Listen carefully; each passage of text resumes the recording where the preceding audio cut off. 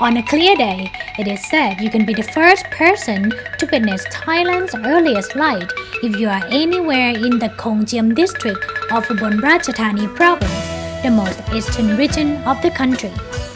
At this viewpoint, where the two rivers which are the main bloodlines of Ubon Ratchathani meet, we are waiting for the dawn to arrive. The silence is only broken by the sounds of the rushing stream, the insects, and the engines of the fishermen's long-tail boats.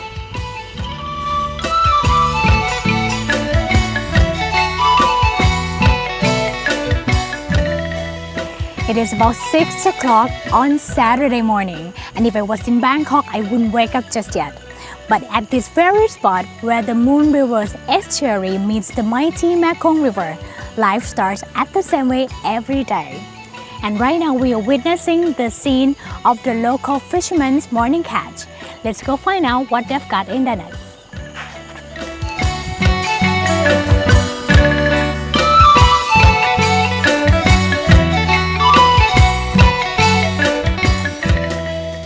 From this viewpoint, the two things we can see are 1. The natural phenomenon of the two rivers meeting, but they actually don't blend together. And 2. The plastic bottles. The bottles are not trash, but buoys attached to fishing nets the fishermen have laid underwater during the night. Now they are checking if they have had any luck from the rivers.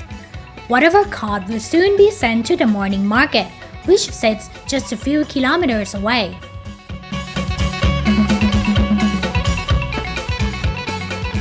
Khong Jiam is a small district of a little over 30,000 people. Life's pace is as slow as the Mekong River stream running next to the town itself, marking the border between Thailand and Laos. Sitting almost 120 kilometers from Ubon Ratchathani's downtown, it's gaining popularity as a retreat from the hassles of Ubon Ratchathani city. And while some lives are still busy on the river, Khong Jiam's morning market starts to become alive. Within this area of 2 acres, Khong Jiam locals have breakfast, look for the ingredients of the day, and make dairy offering alms to monks. Stalls light up and are packed with fresh produce, fruits, vegetables, and hot breakfast like grilled chicken, fish, and buffalo to go with sticky rice. But as a visitor who is not familiar with the local delicacies, I find this stall extremely interesting. Crickets! This is fried cricket.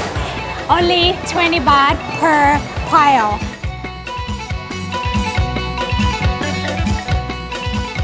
Right next to the piles of crickets are the buffalo skin. Smashed and grilled, it's then put in the spicy curry, giving the meaty taste to the soup. And while I am examining the shells, the corner of my eyes have caught something moving in a plastic bag. At the next stall, the fresh fish caught from the rivers are being cut up. Not only are the fish huge, they are diverse as well. Soldier river bobs, crowned featherbacks, and even the Mekong River's giant catfish. It is 150 baht per kilo, and this one weighs about 5 kilo. This is a feast. Looking at the locals picking up their food, I can't help being jealous of how short the distance is between their source of produce and their dining table. This is such a privilege. And now that we are done with the market, we decide to head to the green outskirt village to explore lives that are even more rustic. We're on our way to Ban Tha Long village, and on the road, surprisingly, we found this spot where we can see the famous Pha Taem cliff very well. Over here, this long cliff that you see is the viewpoint.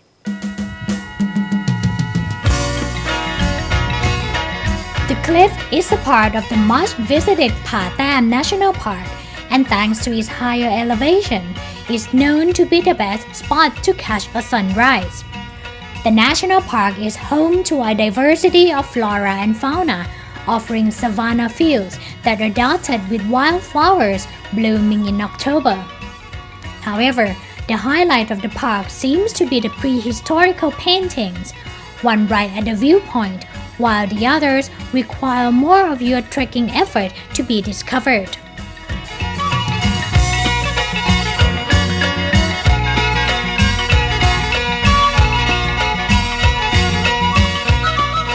Inside the park, we visit Sang Chan Waterfalls, better known as the name Long Ru, which translates through the hole. And if you explore the rocky terrain above the fall, where the stream goes through the opening itself, you will understand where the name has come from. This is caused by 100,000 years of erosion. Some travelers make it here during a full moon to admire the moonlight streaming through the hole, illuminating the water as it flows. The walkway down the fall is green and shady, and the waterfall itself is like an oasis amidst the surrounding rocky terrain.